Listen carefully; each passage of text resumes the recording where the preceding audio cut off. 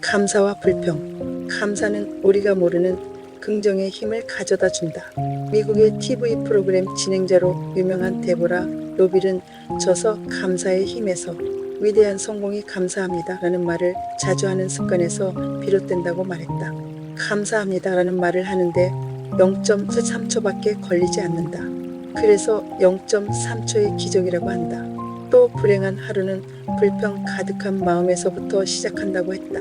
빌립보서 4장에서는 아무것도 염려하지 말고 다만 모든 일에 기도와 간구로 너희 구할 것을 감사함으로 하나님께 아뢰라.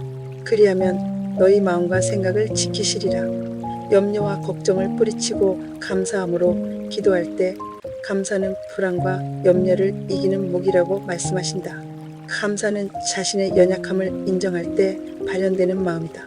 감사하는 마음은 자신의 처지보다 낮은 아래를 쳐다볼 때 생겨난다. 아래를 쳐다보면 볼수록 감사하는 마음은 배가가 된다. 감사는 긍정적인 것이며 긍정이 긍정을 낳게 되므로 감사하면 할수록 감사할 일이 배가가 될 수밖에 없다. 그뿐 아니라 자신의 생각과 마음이 모두 긍정적인 상태로 바뀌게 된다. 감사함 역시 전염성이 강하다.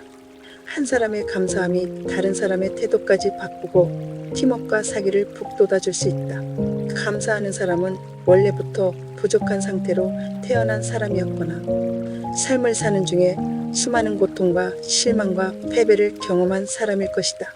감사하는 사람은 자신의 연약함을 인정하는 사람이며 자신의 연약함을 인정한다는 것은 자신의 위치와 처지와 형편을 익히 알아버렸다는 의미다. 또 과거에 자신이 연약했을지라도 현재는 연약함으로부터 해방되었다는 의미다. 감사하는 사람은 감사에 길들여 있으므로 나쁜 일이 생겨도 불평 대신 감사로 바꿀 수 있는 능력 있는 사람이므로 불평이란 단어는 사용할 필요가 없는 사람이다. 누가 보아도 상대방의 잘못 때문에 생겨난 문제 앞에서도 상대방을 탓하기보다 자신이 아직도 주님을 닮지 못한 결핍 때문이라고 생각하여 상대방을 통하여 자신 안에 있는 결핍을 발견하여 고칠 수 있기 때문에 오히려 감사하게 생각한다.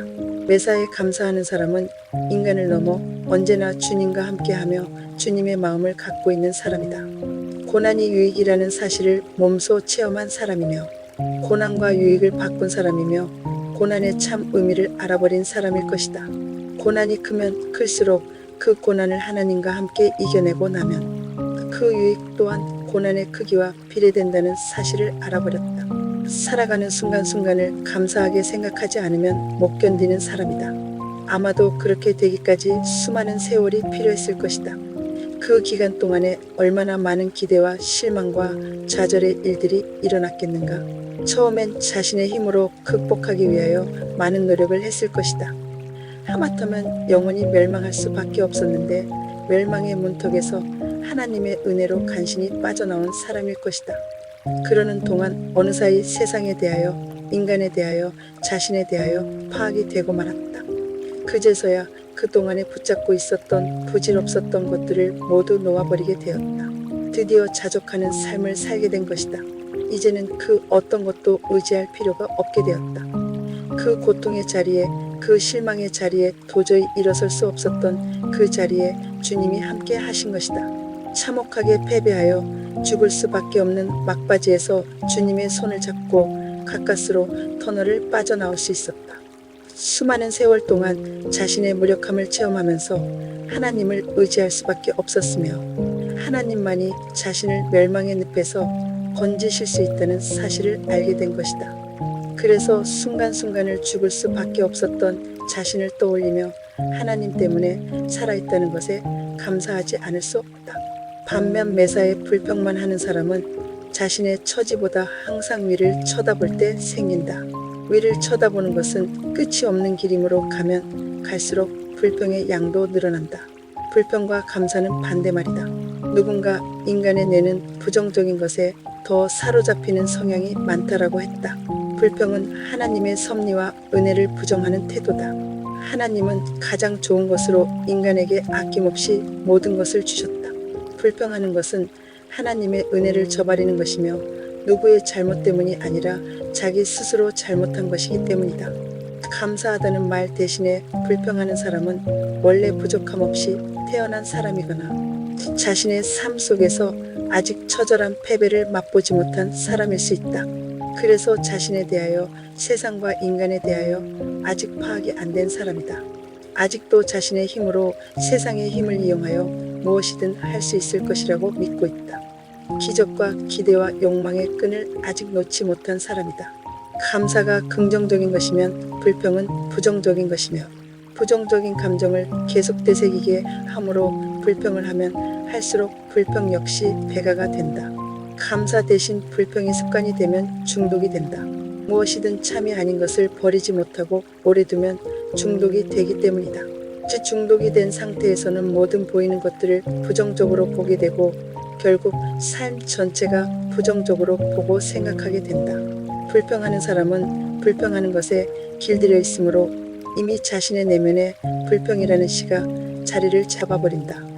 그러므로 바라보는 시선마다 모두 불평의 시선이 되고 불평할 일들만 생겨난다. 그뿐이 아니라 이미 자신의 내면에 불평의 씨앗이 자리를 잡게 되면 모든 생각과 행동도 부정적으로 될 수밖에 없다.